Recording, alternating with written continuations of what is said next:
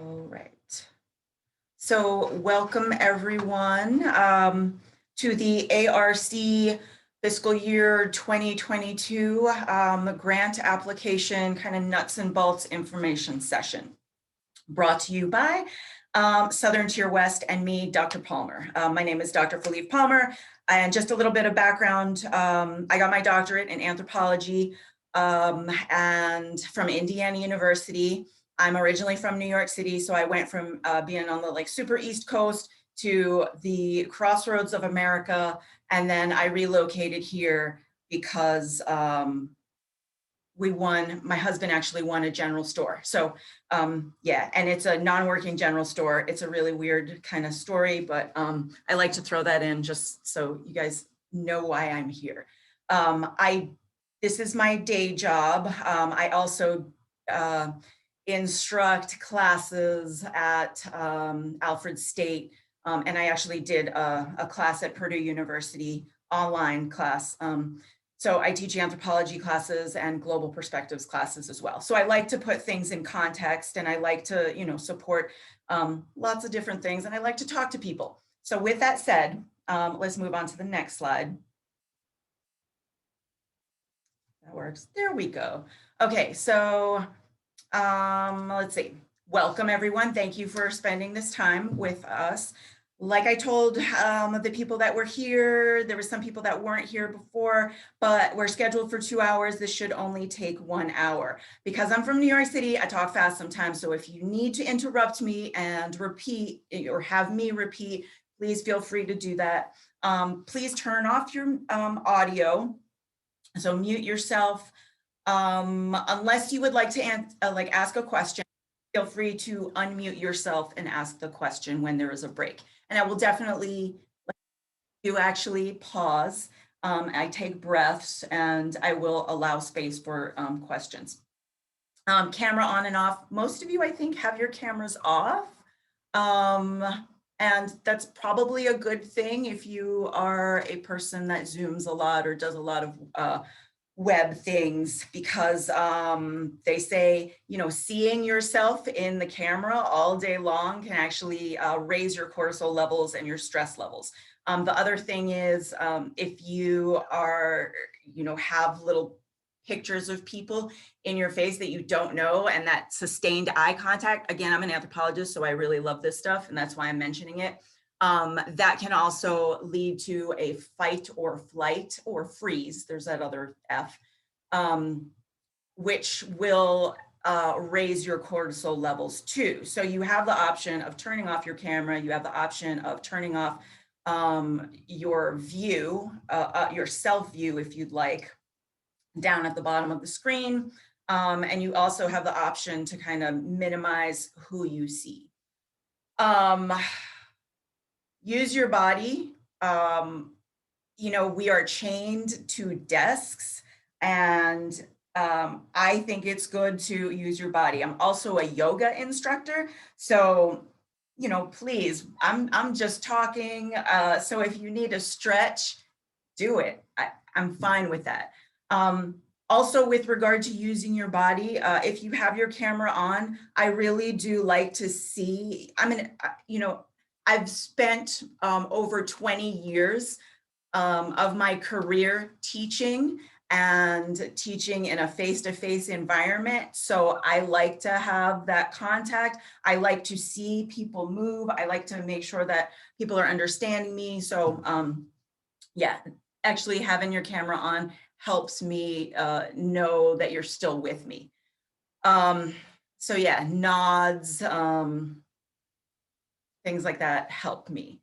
Use your emojis. So down at the bottom, I don't know how many of you guys use your emojis, but again, my primary career has been in education, so I like to have interaction. So I'm going to try to get y'all to interact with me, because otherwise this will be super boring.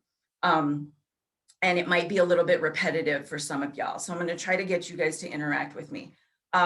Use your emojis. You can find them down at the bottom of your screen, towards the right hand side of the toolbar. So you have thumbs up, you have a cross. If there doesn't seem to be like any like thumbs down or anything, but if you have a question, you can raise your hand and do all sorts of things like that.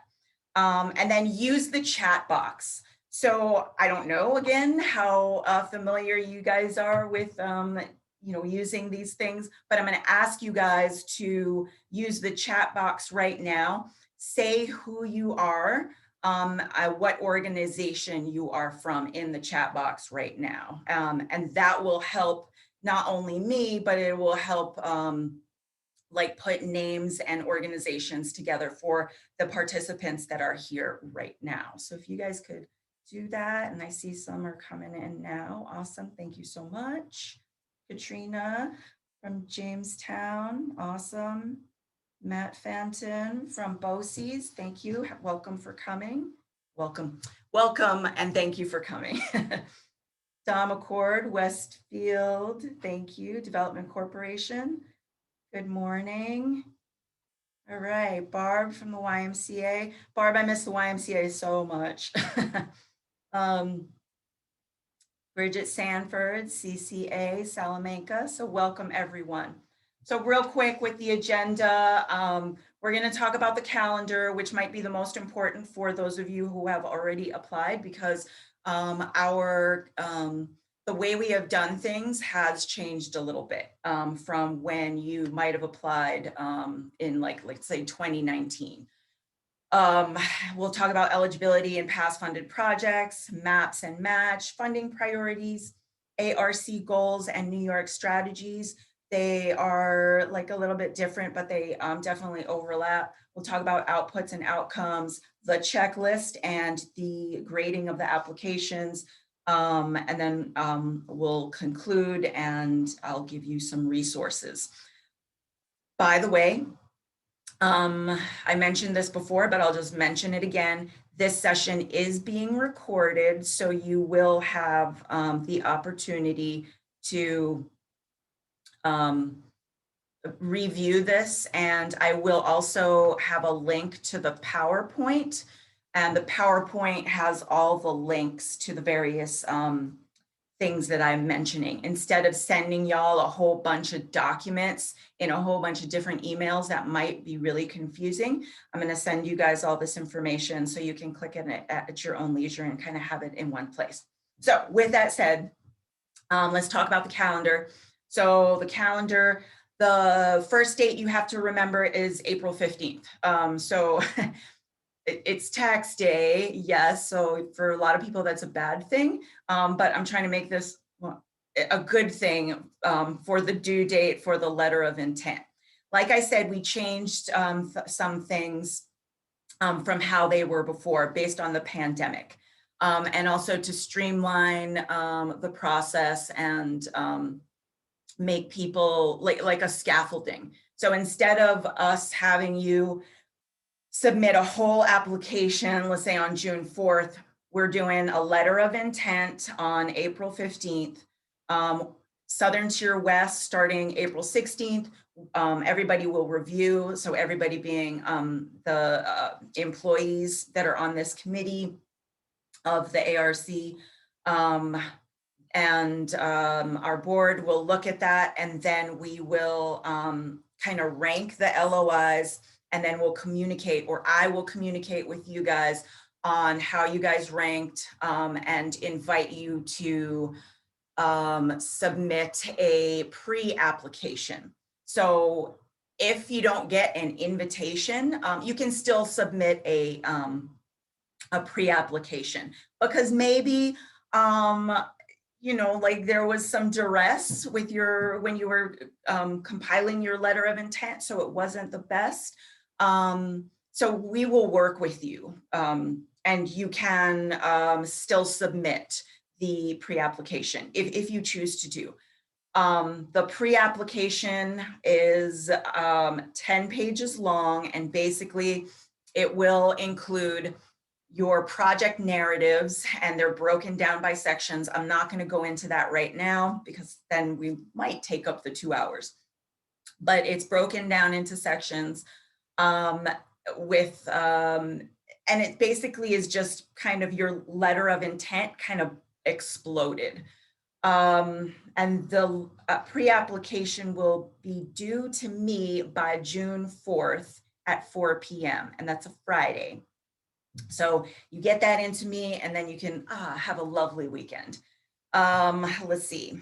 Thursday, June 17th, those applicants that submit a pre-application, you will be invited to the board meeting, the Southern Tier West board meeting on June 17th, which is a Thursday, to do your presentation of your project. It'll probably be like 5 minutes, let's say 2 to 5 minutes. You're just gonna say, you know, like what you're planning to do, the name of your project, who you are, you know, all that stuff, your outputs and outcomes, like all the main points that will help Southern Tier West buy into your project.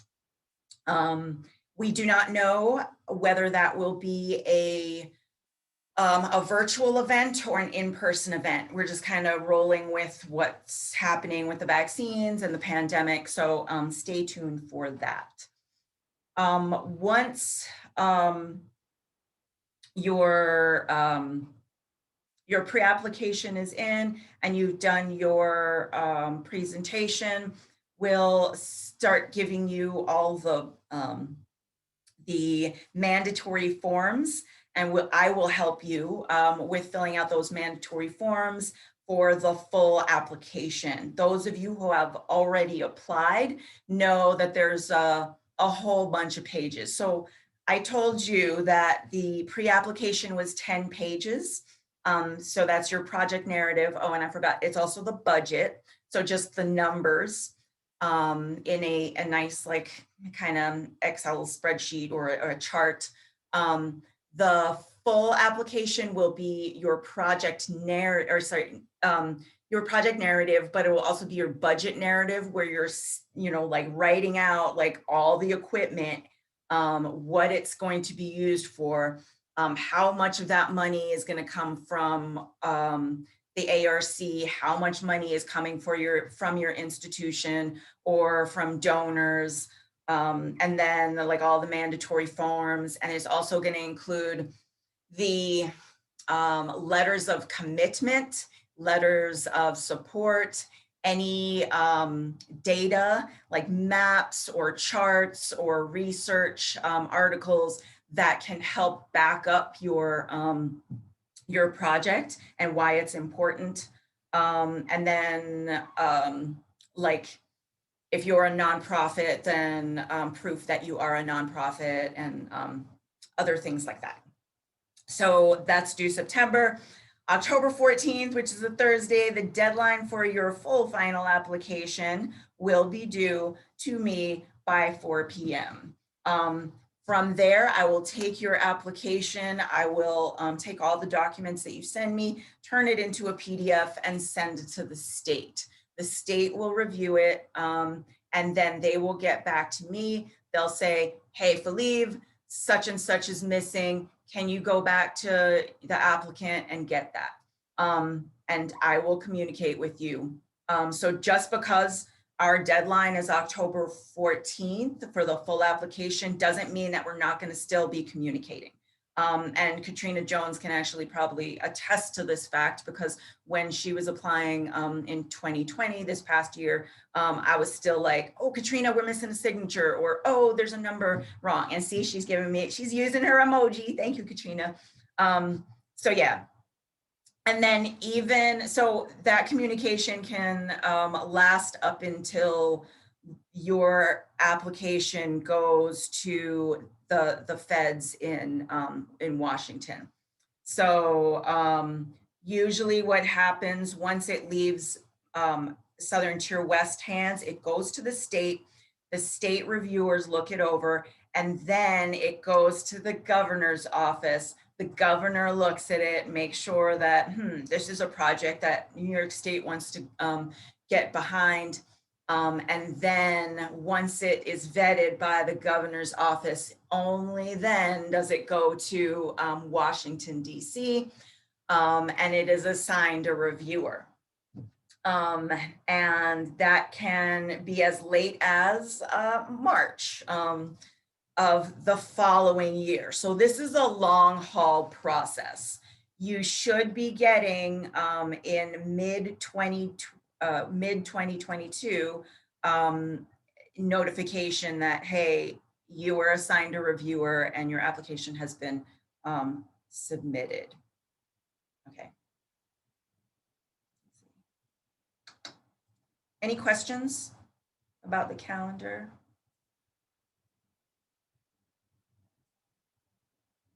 Okay. So let's go on to the letter of intent. So the letter of intent, it's about 2 pages. We had tried to make it 1 page, but it just, like, all the information just wasn't fitting in. So it's about 2 pages. If you go over these little boxes, you can attach another page. You're not going to be penalized. We're just trying to get you guys to think of your project. And so you're going to basically include the who, what, where, when, why of your project. And you're definitely going to include an ARC investment goal, which we'll talk about in a moment, and a New York State implementing strategy. This should be a relatively painless process. And again, we streamline the process to be more scaffolded so that we're not getting an entity to, you know, take all the time and effort to put together a full application, get those letters of commitment, get the letters of support, only to be rejected, because that's heartbreaking.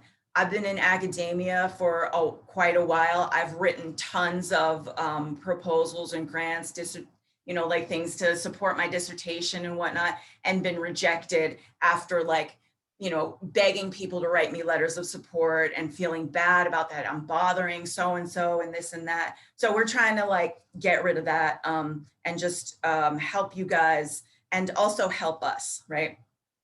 So we're just trying to be more compassionate, because I think we need more compassion in our world, especially during this time. All right. Any questions here? Pretty self-explanatory. Okay,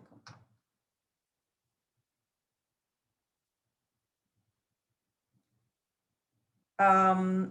Before I talk about eligibility, could you guys please just go into your chat boxes and maybe mention what you're thinking about with regard to a potential application, like your project? What are you guys thinking about?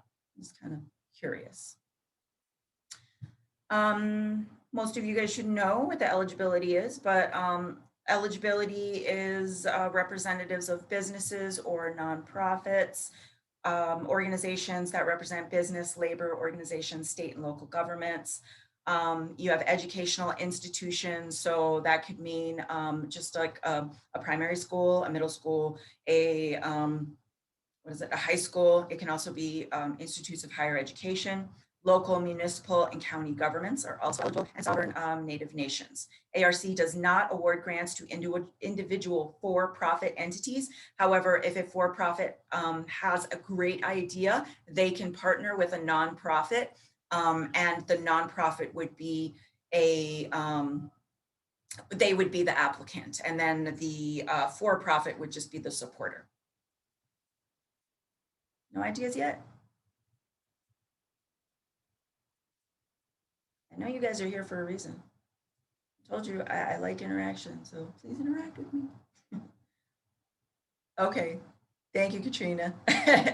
Not sure, but you're probably going to do it, right? So yay.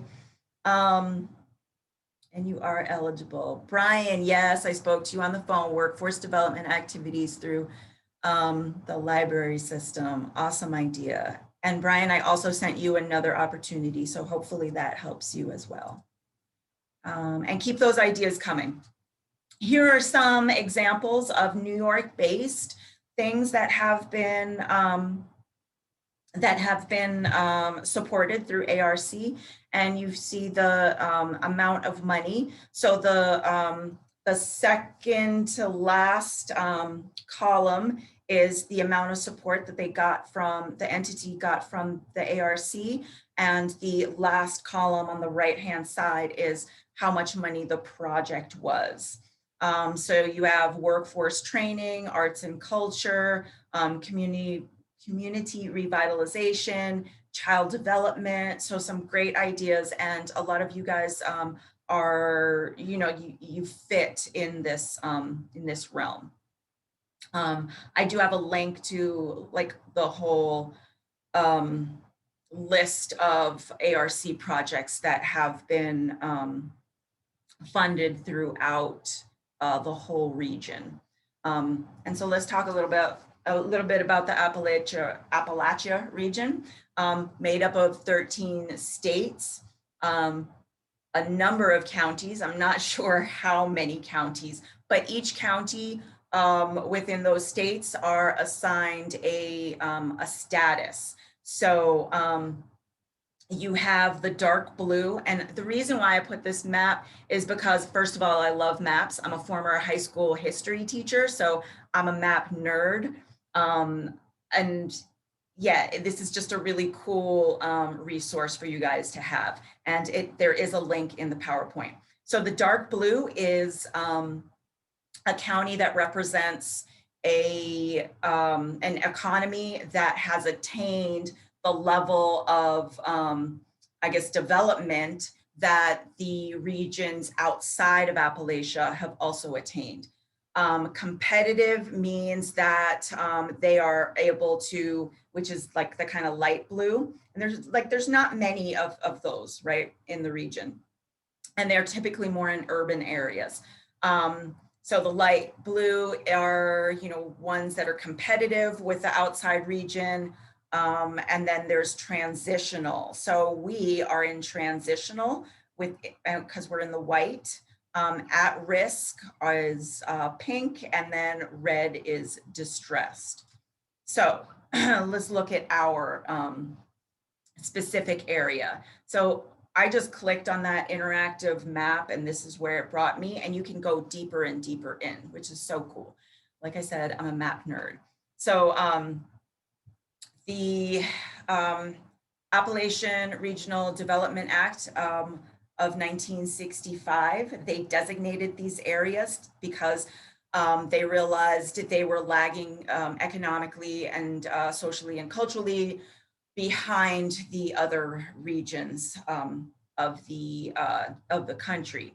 So in this map, you can click and see that Chautauqua and Cattaraugus counties are both in they're in transition. So that means if we keep on, like we as the various entities, as well as the outside economic forces such as ARC, help bolster the economy and the human capital here, we will hopefully get into eventually attainment or competitiveness and then attainment, right? However, if we don't support this area, it could, just as easily slip down. So we want to keep on supporting these regions. You will notice that Allegheny County is an at-risk county. So that means it can definitely fall into a distressed area, but we want to support those areas so that they move into transition and we can build our economy and our ecosystem and our social systems so that we're supporting everyone. Generally speaking, ARC grants are limited to a 50% of project costs. So that means ARC is a match grant. So you have to come up with, generally speaking, in the transition areas, 50% of your match. So let's say I'm not a mathematician, I'm a social scientist. So your total project costs are $300,000. That means you're asking ARC for $150,000, and you've got to come up with a match of another $150,000. And we'll talk about that in a moment. If you are in Allegheny County, because it is an at-risk county, you are only responsible for 30%. So I'm going to make it easy for me with regard to math. If your total project costs are $100,000, you can ask ARC for $70,000, and the match you need to come up with is only $30,000. So yay. All right. Back to the map, you see that there are these little yellow areas within the counties. Those are distressed areas. And you want to make sure that you are addressing that in your ARC application, because ARC likes to see that you as the applying entity are cognizant that there are areas that are in distress within your county, and that you are helping to uplift those communities. Because when we uplift the most vulnerable populations, everybody benefits. You know, if you're providing more jobs and supports and training to those communities that are in poverty, that means they're less likely to, you know, go into what do they call it? Informal economies. That's what we call it in social science, to take away the judgment of it, right? So informal economies, what are they? They are, well, there are things that go on under the table. I don't really need to go into that right now, but you guys can think about that. So yeah, the more we help those that are at risk, mostly, the better that we can all be, right? Those wheelchair ramps don't just benefit people in wheelchairs. They benefit, you know, people with, you know, like, let's say you break your leg and you were able-bodied before, then a person with crutches, they can go. Well, let's say you just don't want to use steps. It benefits everyone, right? You guys get the point. Let's see. Any questions? Let's move on. If everybody's good, please give me an emoji, like a thumbs up or like a something. All right, thank you, Matthew. Thank you, Brian. And I'm gonna call y'all out. Thank you, Donald. All right, so talking about match. Match. There's two sources you can do. Thank you, Katrina. You can do cash or you can do in kind. So ARC likes cash because, the entities also like cash, because having cash on hand allows you to start your project once you get the green light to start your project, right?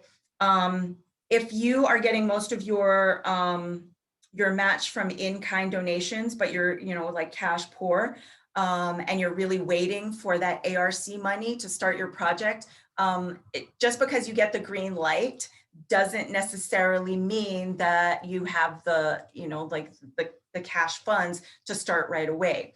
So having like a little bit, at least, of cash funds is actually good. Cash can be drawn from the grantee's own funds. Just a quick note about that. Let's say you have a bank of like $100,000 and, you know, you're ready to use it for an ARC project. You cannot touch that $100,000 until you get that green light. So you have to pretend like it's not there to start your project. Does that make sense? I hope so. Give me a thumbs up if that makes sense.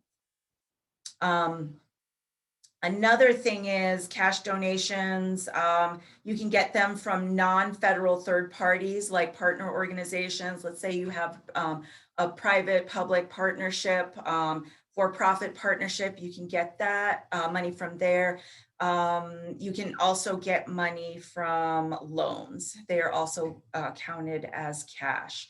In-kind donations, personnel from people within your entity, your institution, your government, people on loan from other institutions or organizations or corporations, donation of equipment or supplies. expert services like engineering or architectural services, and then value of a lease for project space. So let's say some of your projects involve using money using conference space. So let's say I wanted, or presentation space. So let's say I wanted to use Olean Business District's conference room to hold some of my conferences, and I was going to use JCC's Cutco Theater in Olean. Then they would tell me the price of how much they would, like rent their space out, and I could use that as part of my my project cost. However, if you are, let's say JCC is applying for ARC money, they cannot use their own space. So JCC cannot say like, hey, we're using the Cutco Theater as, like a in-kind donation. No, it has to be like from another entity. And part of that reason is because you want to build partnerships and sustainability, because the more people that are, like you're accountable to, the hopefully more sustainable that your project is. And that's what ARC really wants to promote, sustainable projects. So ARC investment priorities. There are 5 strategic goals in ARC, but we really only focus on the 4. So number 1 is economic opportunities. We want to create and develop strategies to strengthen Appalachia's regional economy. So that could be job training, that could be like entrepreneurial incubators, that can be supporting already formed businesses. And then, so that's economic opportunities. Number 2, ready workforce. So increase the education, knowledge, skills, and health of residents to work and succeed in Appalachia. So it could be retraining people to, have their jobs move up the what's the word I'm looking for? The responsibility ladder, right? So let's say you're a hospital and you want to take your incoming like level floor employees, but you want to get them to be trained as phlebotomists and radiologists, and who knows, maybe one day they'll like think about becoming a nurse or a doctor. That could be a program that will be supported for ready workforce. Critical infrastructure. Okay, so this is the one that we don't necessarily focus on in this region. So this is mostly for infrastructure, and it involves construction or like renovation. Basically anything needing a building permit would be kind of shied away from within our region. To support or to gain support from the ARC. Part of the reason is because it requires another entity to come in and help administer that grant. So you have to either contact USDA and get them to buy into your project and meet all the FLSA and the environmental laws. So it adds that other level of bureaucracy to the project. And then it also takes away money from the pot that everybody is drawing to support their projects. So I think it's about $5,000 for each, and they call it a basic agency. So for $5,000, the basic agency skims that off the top, and then they administer the grant to you, and they make sure that all the regulations are being followed. So let's say typically we have about 4 to 6 projects that get funded per year. If all of them, just hypothetically speaking, if they were all going for critical infrastructure and they all had some sort of renovation or construction, and they all got money, so 5,000 times, let's say 5,000 times 5, that means $25,000 is deducted automatically from the pot of money that could actually be going to support programs that are really going to have a direct impact on human lives, right? And human jobs and you know, it spirals out. So that's why we kind of shy away from that. And I apologize for the long-winded answer.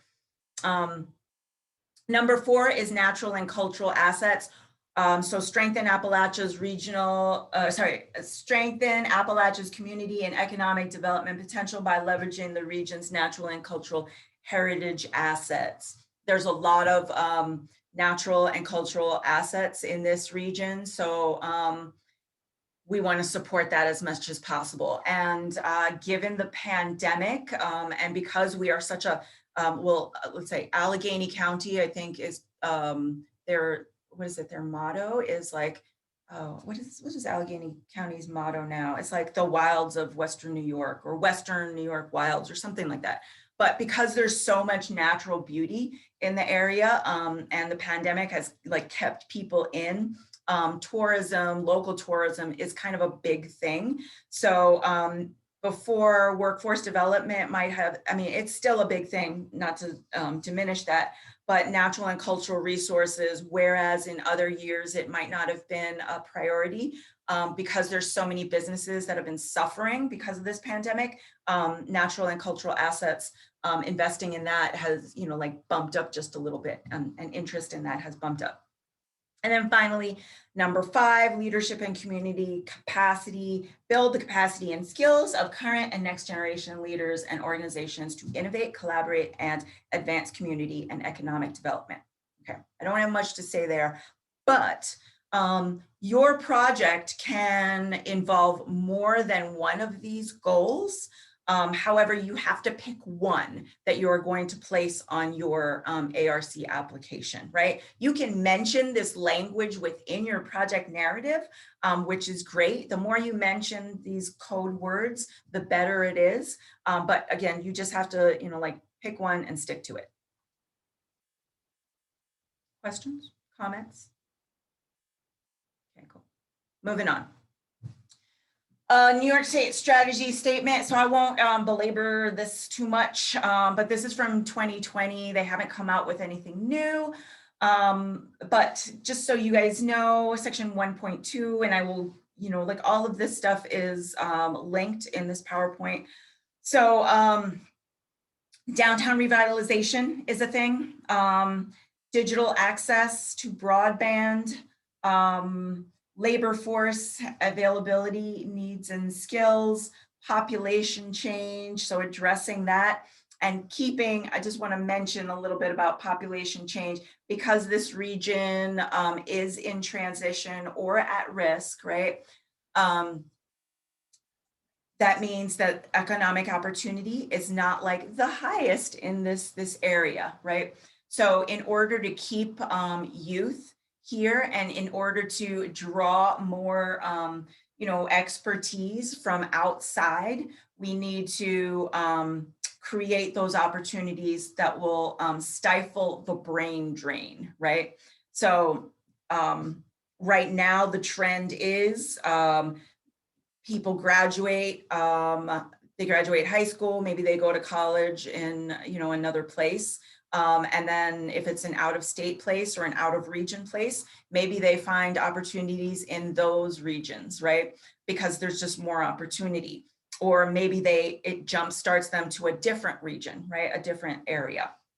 So we want to make sure that we kind of bring in those brains and keep the brains that are here. Otherwise, like everybody else is benefiting from the skills and brains that this region produces, right?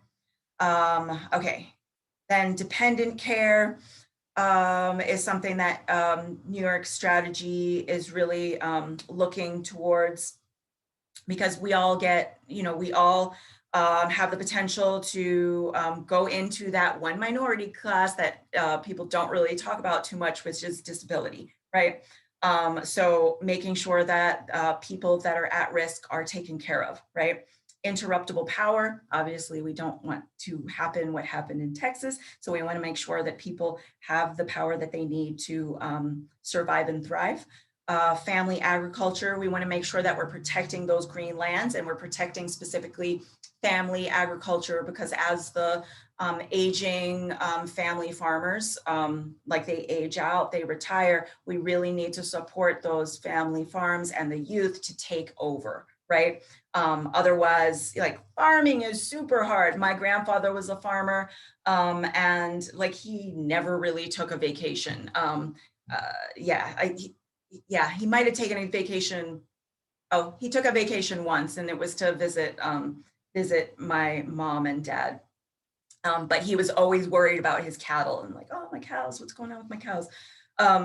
And then finally, the opioid crisis. The pandemic has, you guys all know, the pandemic has just kind of worsened that. So this is something that the New York State strategy is going to be even more cognizant of, because of what's been going on with the pandemic.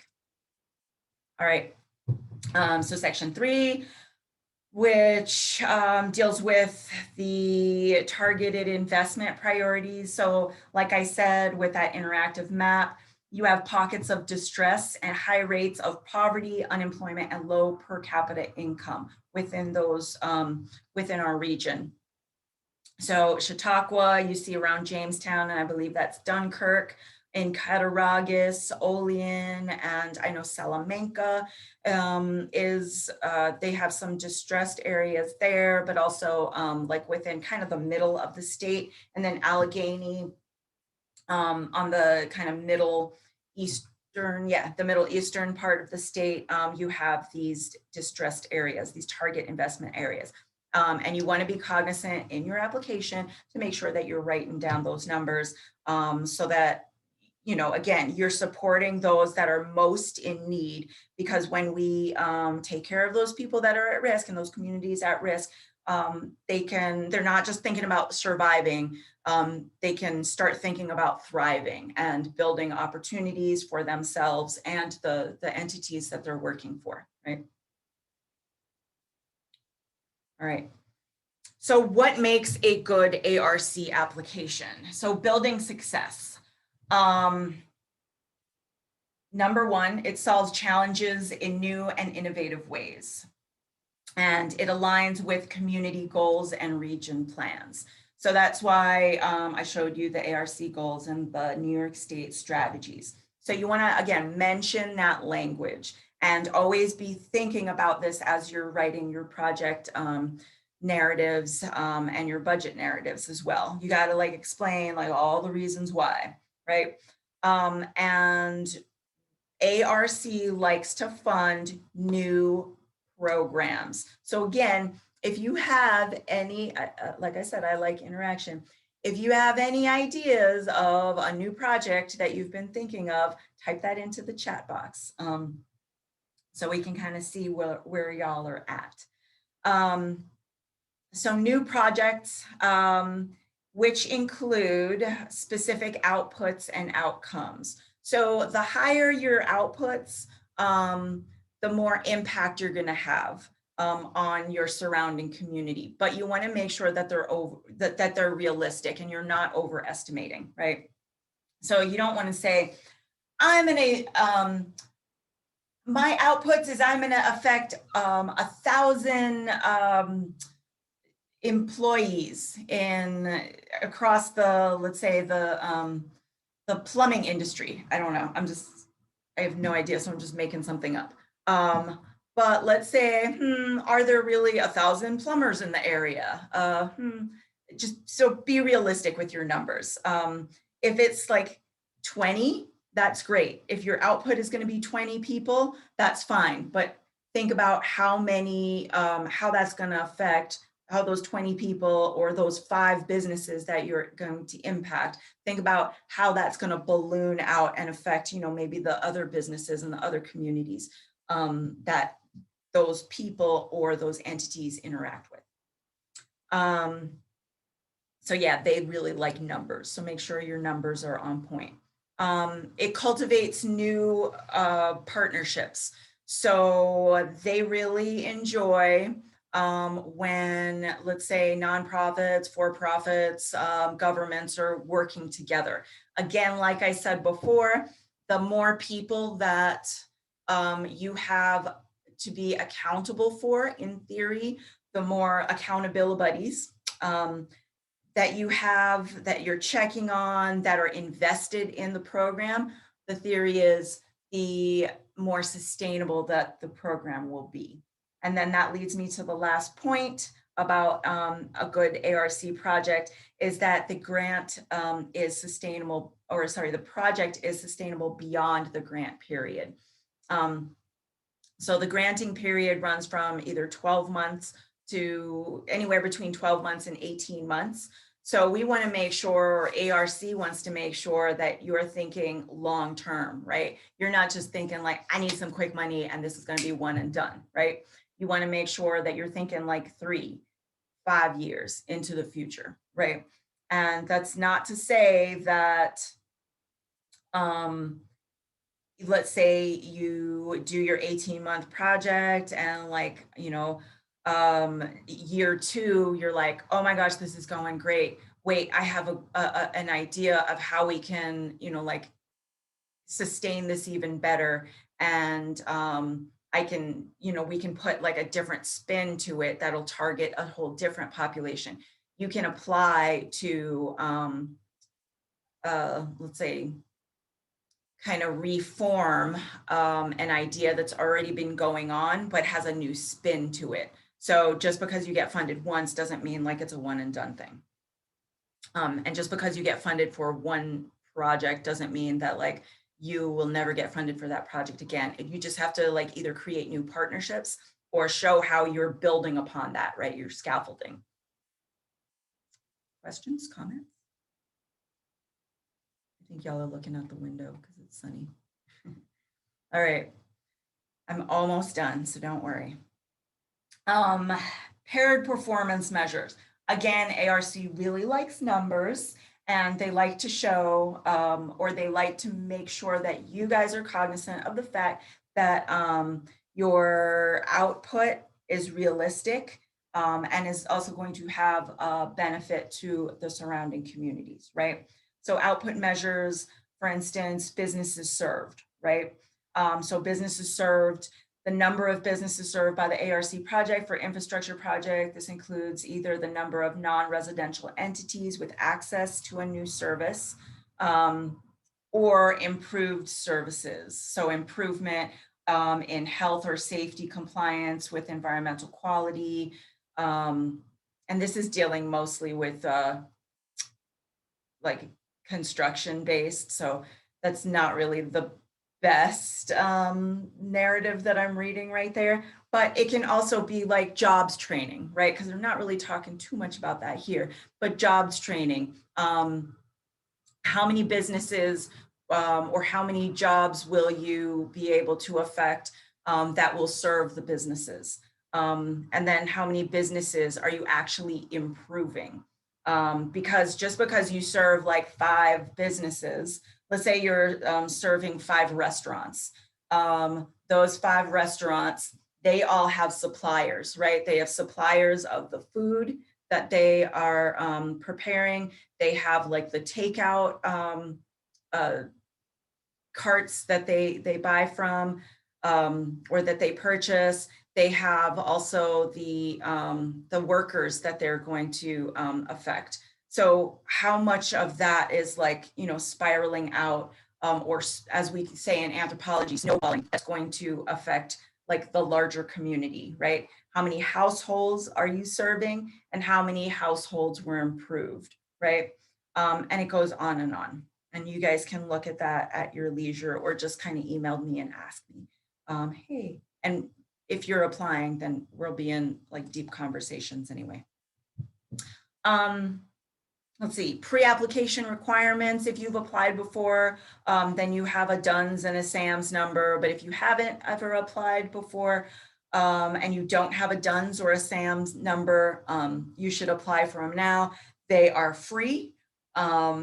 Just so you know, if you don't know and you've never applied, there are services that will help you apply for these things. but they charge money for it. Don't buy into that. This is a free service. So the information is there just in case you need it. Let's see. Here is the ARC keyword non-construction project application list. So this will be just kind of like your table of contents that we will be submitting along with your roundabout 50-page application. And it just basically points out all the mandatory forms and where they're at, and your project narrative. Like I said, your project narrative, there are, I guess, like 6 parts to the project narrative, which will discuss the goals and strategies, your project description, your strategic rationale, your collaborative partnerships, your project's sustainability and grantee capacity, and then finally, your performance impact measures. And then you will have a section on your budget. So you'll have a table that has all the numbers, and this will get very repetitive because those mandatory forms will also ask you for those same numbers, and everything will have to match, which is a challenge, but it is doable, and I will help you. And it's also just to, you know, make sure that like the ARC wants to make sure that you're really, you know, paying attention, right? You're crossing all your T's, you're dotting your I's, you're putting your commas in the right place, right? The budget has 4 points, and you'll have to be super specific on that. And then section 5 is the additional documentation, your support and commitment materials, your additional support letters, procurement documentation. So how are you going to prove, or how does your institution or government prove that you are going to be in your and compliant in how you're acquiring the your supplies and equipment. And then finally, any technical documentations, which will include like resumes, CVs, whatnot, and so forth. And then you have the ARC grant application review record. So this is how you will be graded on, and I won't read like everything, but letter A is contribution to area development is worth 40 points. And then there's 3 subsections there. Your project, sorry, not 40 points, but 40%. Letter B, your project feasibility, which is also worth 40%, which deals with your work plan, your timeline, your uses of funds, and your budget evaluation. And then there's another page to this. And then there's some more stuff there. Letter C is the sponsor's need. So again, this is where you want to make sure that you are talking about how you're going to be supporting those distressed areas within your region, and how relevant it is to your the needs and desires of your region. All right, so finally, key points. Remember, your maximum grant ask is $150,000. So that's your ceiling. Your floor is $10,000. So your maximum grant could be like $300,000. Your minimum total project grant could be $20,000. Remember, this is a long-term project. So you're looking into, let's say, May 1st of 2022. That's when you should be thinking of when your project is going to start. Projects can last from 12 to 18 months. If at any point you do run into difficulty, like a lot of the 2020 grantees ran into difficulties because who planned for a pandemic? No one. So they do allow extensions.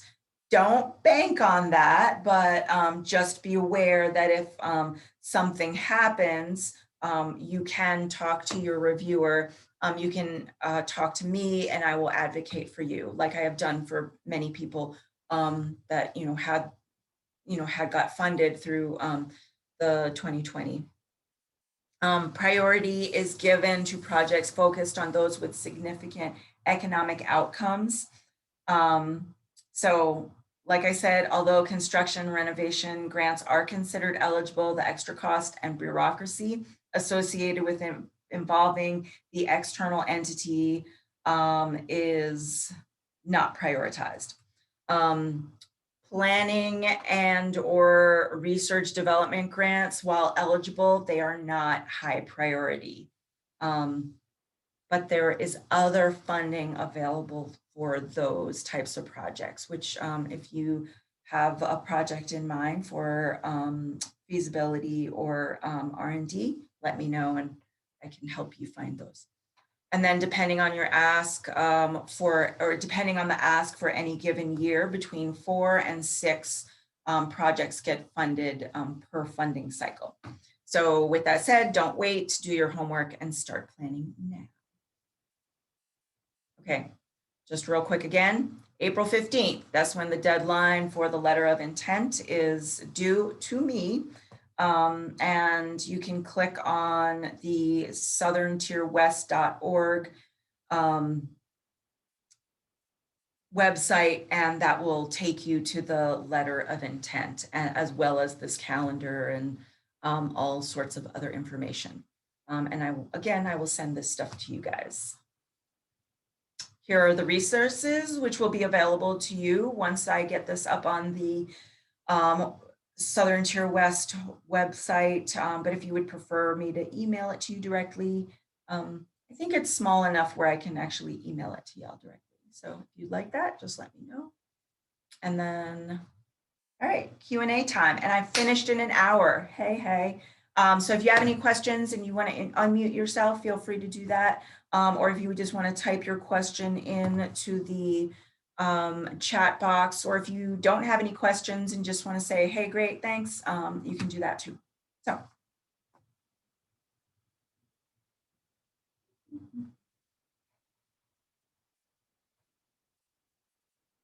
You're welcome, Matthew. This stuff is pretty straightforward, so. Is it 4 to 6 grants that get funded in the Southern Tier? Great question, Jennifer. Yes, so just this region, 4 to 6 grants. So that means Chautauqua, Cattaraugus, and Allegheny, 4 to 6 grants in those regions. The other, like Southern Tier Central, they get about the same level of funding, and so do all the rest of the counties in the Appalachia region. You're welcome. Thank you, Mike. I will talk to you soon. Any other questions?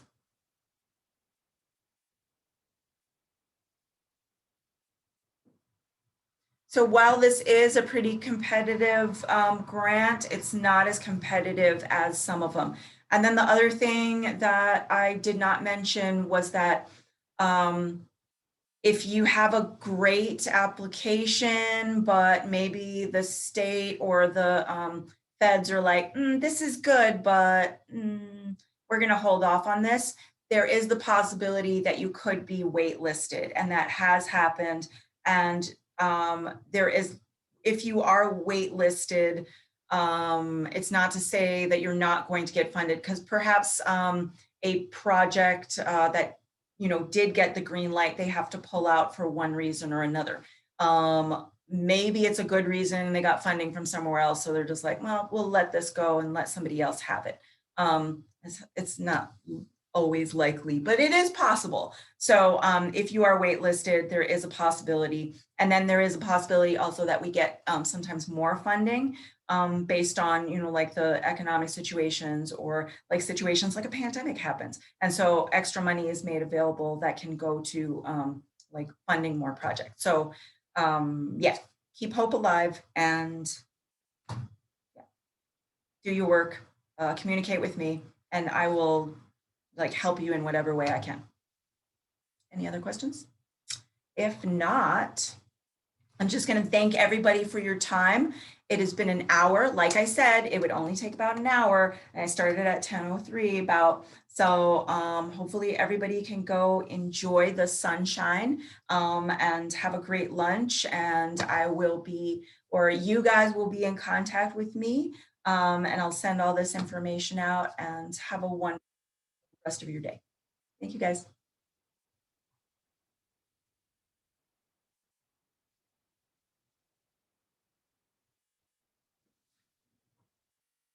Thanks for